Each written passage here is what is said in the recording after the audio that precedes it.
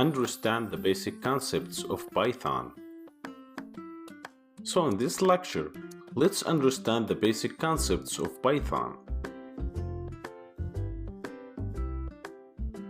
Python is an interpreted language, which means you can run the program as soon as you make some changes to the file. So that makes fixing programs is much quicker than many other languages. Python is one of the easiest programming languages to learn, and you can have your basic program and running it in just few minutes like what we did in the previous lecture.